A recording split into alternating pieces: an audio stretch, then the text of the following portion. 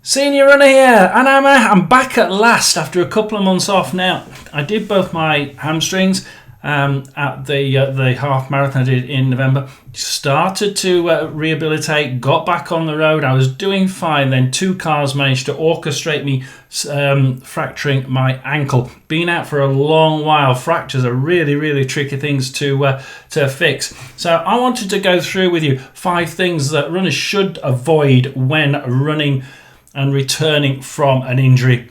Now, I'm going to be going through this with you. So believe me, I want to make sure that what I say is right because I'm going to be following my own advice. And I want you to as well, because there are 5 main things and 1 or 2 of them you'll probably recognize.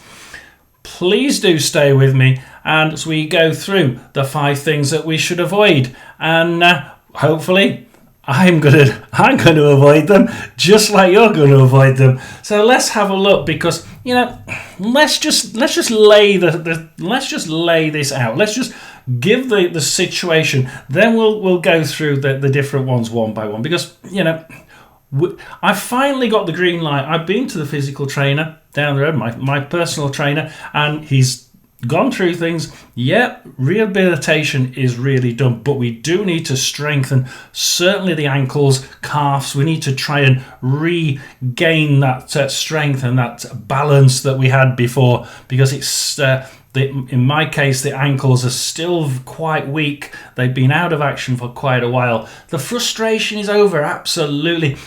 The open road is calling. We just want to get our lace up our shoes, get on the road, and feel the road battering against our feet as we run on. The sun is shining. I mean, that has been so frustrating. The sun shining outside. Summer has arrived, and I've been sidelined. So the eagerness to get out there has been absolutely amazing. I can tell you that.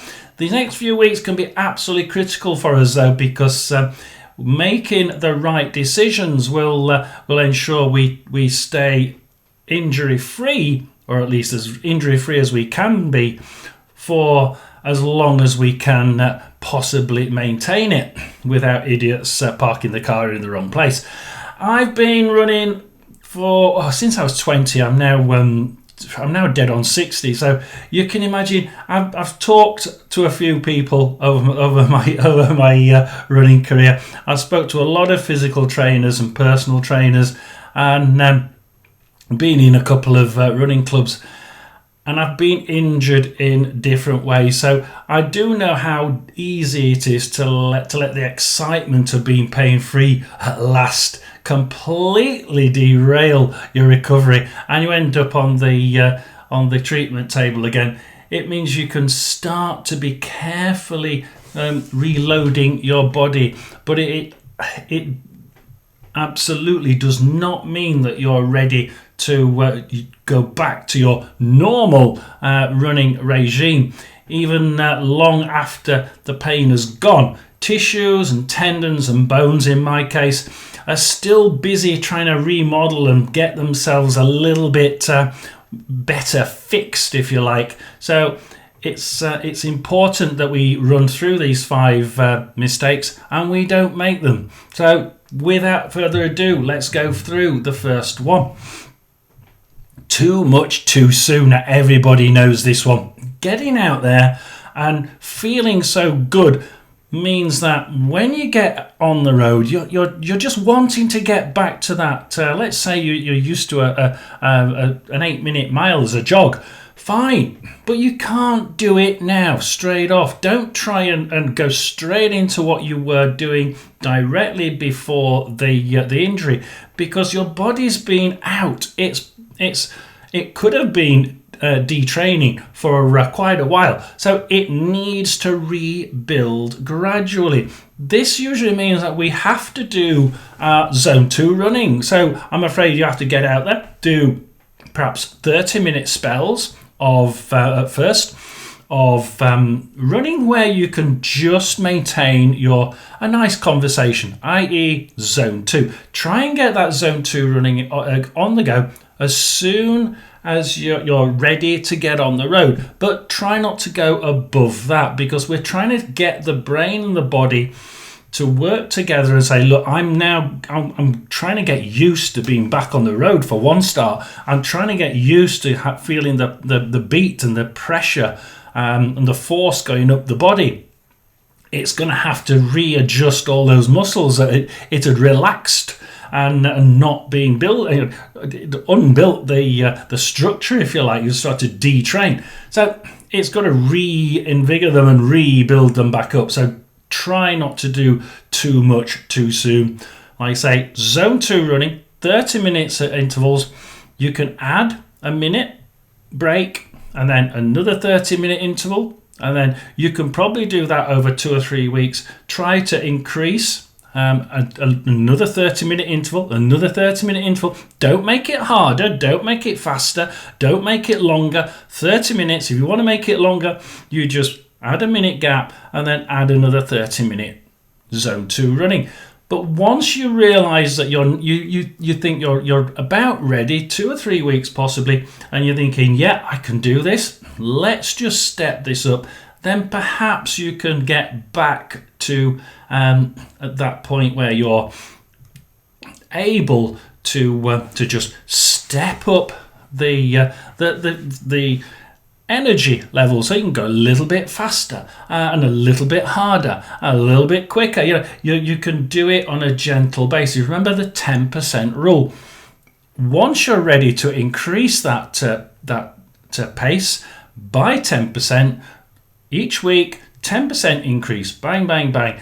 Don't do it more than that. 10% increase is what the running community tends to tell you, and I'm going to stick by it. 10%. It's really frustrating. It's a mental thing as much as a physical thing. This, because physically you should be coming back after those first 2 runs and thinking, God, I could have done this 2 or 3. I could have done 2 or 3 more sessions of that. That's good. Doesn't mean you can go back out and do another 2 or 3. It means that you've done it properly, and then the next time you go out, you might increase it to with a gap, a nice minute break in the middle. But when you start to increase these 30-minute chunks, we need to do things 10% at a time. 10% of the distance or 10% extra speed. Don't do both, and try and increase them steadily. So we'll come to that point of speed or distance increasing in a little bit, because that's another problem. So do try and increase it 10%. The next point is, don't stop strength training. A lot of people do strength training to try in their rehabilitation. Now, a lot of people who do that, immediately that they get on the roads, think they don't have to do it. But remember, there's a lot that's happened to your body, especially under one of the American universities, again, that I do quite a lot of listening to on the internet, as you probably found out. They did an investigation on the forces that hit that come into your body through the feet, and how they get distributed up to the back of the neck. 1% of every pound goes into the back of the neck. The rest dissipates, it goes up the body. Now, healing can be very, very positive for the distribution of the forces of the landing on the floor. So that force, that energy that comes up the body, because those certain muscles that have been injured, they tend to be a little bit thicker and a little bit more robust, because they've been fixed. A bit more. If you felt it, you'd feel it suddenly go a bit hard and a bit thick. That's because it's had to try and add cells to try and fix the break or the strain. But it also means, apparently, according to the university, that actually absorbs more of the stress. So actually it's good for the body, because it means it has less, especially if it's in the calf, less energy is traveling past that point to the knees, hips, back, neck. So it's actually a good thing that your body is fixing itself. Now, this means that if you stop your strength training, what you're doing is you're putting the body off. It needs to be fully built back, so that it can absorb this energy. It can provide you with energy, and And strength training is really critical to making sure your body is getting used to this new regime of pounding along the floor. And the strength regime, the strength training, will enable your body to get used to it, and it will enable your body to be more robust and be able to distribute those forces a lot easier. So do remember, don't stop strength training. Now, we can actually add, not only do we not stop it, if you're doing a warm-up, try adding it to the warm-up. Try adding a few simple little strength exercises to the warm-up. I usually say, strength warm-up exercises are, you have to be moving so that the energy you're transmitting is the same format as if you're going to be in the run. So I don't like to do stationary exercise. However, if we're going to do it properly after injury, maybe we do need to do some of these strength exercises as we start our training as part of the warm-up, and it may be stationary. So I'm absolutely open to people doing a little bit of stationary strength training, perhaps at the beginning, and at the end, for me, doing a cool down. It really does benefit me, and I have been doing it. At the end, just do 15 raises onto the tiptoes back down, raise onto the tiptoes back down, 15 of those. We have a minute gap, and then we do another 15, another minute gap, and a third 15, and then I can retire back to my shower. So that's the second point. The third point is listen to your body. Now, this is the other point that everybody will absolutely be thinking, oh, well, that's the old chestnut. I remember that one. But listening to your body is more about trying to make sure that that little bit of a niggle, is it something that's going to stop you? Now, we have to be very, very careful here. If it's a bone injury like mine, any major pain from that area, and you have to stop. The reason why I say major is because look on my ankle. There's lots of there's lots of other muscles and tendons and around there, and you have to be quite. You have to know that some of those have been not used for absolutely ages. In this case, my right foot is the one that's been injured. My left ankle has been taking more of the strain, more of the energy. So my right one needs to be rebuilt up, and some of that muscle will be and tendons will be certainly a lot sorer as we go forward. So some of the runs do give me, if I do a score of 1 to 10, I might get a 1 or perhaps a 2 now and again, because the muscles are still trying to sort of react down there to being used, basically. So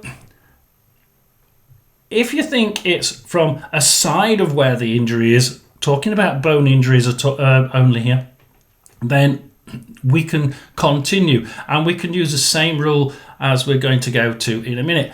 But if it's from the bone itself, any pain at all, even if it's a 1 out of 10, and you stop completely, because you're going to cause yourself a major, major injury.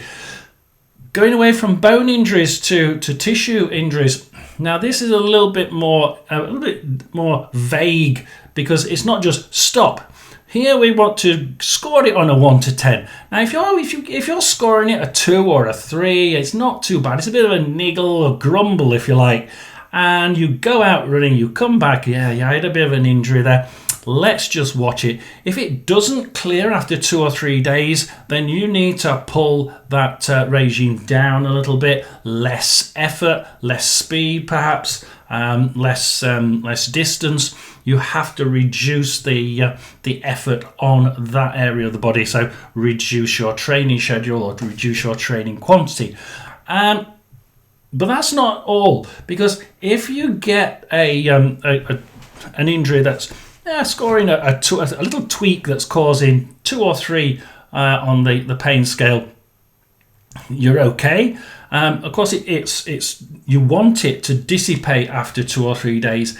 If it starts to get worse with each run though, then, so it dissipates, goes to 0. You get, next time you go out, it's gone up from a 2 to a 3, and the third time you go out, it goes from a 3 to a 4. If it's starting to get worse each time you go out, then you need to slow it down and start to reduce it. Even if it goes from a 2 to a 2.5 to a 3, it's increasing. Reduce it so that it's at least at the same level and not increasing. So muscular wise, we can get away with a little, but not a lot. As soon as you're above 3, we preferably need to stop, but we certainly need to reduce it as far as we can. We go on to our next one, which is basically Speedster. Now, this is, it's so easy to go out there and think, I used to do this speed. Let's see, I'm going to target a certain speed. I'm going to target, what did we used to do before? 8 minutes per mile. Let's target 8.5. Too many people go out and give themselves bad targets. Targets at this level shouldn't. They're not recommended. So try not to give yourself targets. Try not to give yourself a point at which we're going to try and achieve. There's a couple of reasons for this, but the main thing is all in the head. Psychologically, if you start giving yourself a target at this point, I want to get back up to at least 8.5. I used to be able to do 8. Surely I can do 8.5. And like I'm telling you, you're going to have to start with zone 2 running. That's going to be nowhere near 8.5 for most of us when we're coming back from a major injury. So make sure those targets are realistic if you do set them, because too many people set those targets so high that mentally they're thinking, I'm never going to get there, and it's so disappointing, and why have I started running again? Perhaps I just go back onto the sofa and be a couch potato. So mentally, especially as a senior runner, it's quite devastating if you set those targets too high, so please don't do that. I did say, didn't I would return to how we're going to change this. So number 5 is basically change one thing at a time. Now there's a reason to this, because if you suddenly go out there, right, I'm fine now, I'm okay, right, I can do this, I've been trained, you've been good, you've made sure that you didn't do too much too soon, you've made sure you've listened to your body, you've carried on with the strength training, you've not set targets that are out of your limit, and you're thinking, I've done all that, I'm ready for that great big hill, let's go and add that. And I want to do it a bit quicker, so let's just speed up a bit. We'll increase the length, we'll go up that hill at the end as well. That'll be really good, won't it? And you get injured, or at best you get to a point where you that injury score was, that pain was about 4 or 5, and you think, I did something wrong there. The problem is you don't know what you did wrong, and that's the issue, guys, because if something goes wrong, which obviously we hope doesn't, but if it does, it's good if you can actually understand where that went wrong and what is it that we exactly need to be careful of. For instance, let's just go out and think, right, I can increase from my 30-minute sections, right? I increased it to 3 30-minute sections, which is probably the maximum I would do. Usually 2 30-minute zone 2s is enough. So we'll take that, 2 zone 2s, 30 minutes each, 1 minute gap in the middle. Great. We've done it. We've done all things correctly. Let's increase it. Okay, perhaps we want to increase those two 30-minute zone 2s, which can be run, walk, run as well, by the way. I forgot to say that. They can be run, walk, run, the run, walk, run method. So we increase it. 30 minutes becomes 40. Perhaps we get rid of that minute rest in the middle, because we're pretty sure we can increase the length of it. Now we're still doing zone 2, but we're doing it for a lot longer. Now if we do that and we get an issue, We know it's the distance, we know it's the length that's causing us that extra pain, and we can pull it back again and perhaps just increase it a tiny bit, not as much as we did before. Similarly, if we go out and we want to do an extra give us extra speed, instead of going from 2 30-minute zone 2s with a minute gap in the middle, now what we want to do is we want to increase the speed. So let's not have it as zone 2. Let's increase the speed so we're just out of zone 2. And we can do a little bit of a warm-up, perhaps get our body ready and make sure that we're just past that the heart rate of a zone 2 before we can get out there and do our run. And we're ready, warmed up. We go out and do a just over zone 2. Increase it a little bit. But we still do our 2 30-minute chunks, and we still have the minute gap in the middle. All we're doing is changing the speed. And there's a reason for that, because if that goes wrong, then we know it was the speed. It's not the length, we've not changed that, and we've not changed the fact that it was 2 30-minute chunks. All we've changed is the speed. So we know it was that. And equally, you know where I'm coming from. If we want to add a hill, then perhaps what we'll do is either one of those 2 gaps, one of those 2 30 minutes will become a hill run. Yeah, so we might do a hill run in there. We can also add, we can similarly, when we're doing the speed, instead of just increasing the speed, what you might want to do is take one of those 30-minute zone 2 runs out and add one of these speed shuttle runs, or one of your speed training exercises. Again, though, it's just the speed that you would be changing. We're still doing a similar amount time-wise, but we're just adding bits of speed, or in this case, a hill to it. So the 30-minute comes out. We do hill sprints, or hill runs, should we say? Not sprints. Remember, we're still doing zone 2 running, but uphill. Remember, not too hard. We're not going to change the speed, are we? No. We're not going to change the length of it. No. The amount of time we're doing hill runs is probably still 30 minutes. But it's still at zone 2. Yes, but it's uphill. A different terrain. So, terrain, change, fine. We know it's that. Or speed change on one of those 2 sections. Fine, we can do that. Or distance, we can change the 30 minutes and make it one of them a little bit longer, or both of them a little bit longer, or get rid of the 30 with a minute gap in the middle. But we always change it one at a time. And that's really where we're coming from. So that's what we're going to try and do. That's what I'm going to try and do. Please do like and subscribe, please do, and comment down below, because it's your support that keeps me going, and I'm going to be doing this with you, so you better do it with me, because I'm going to be reporting on this as I go through my rehabilitation. And please do like, subscribe, because I've been in this situation. I know exactly what you're feeling. It's really, really difficult, isn't it, to just get out there and do too much too soon. I know very well what it's like. I'm in it. So do join me on my road to recovery. It's Senior Runner for one more video. Like and subscribe.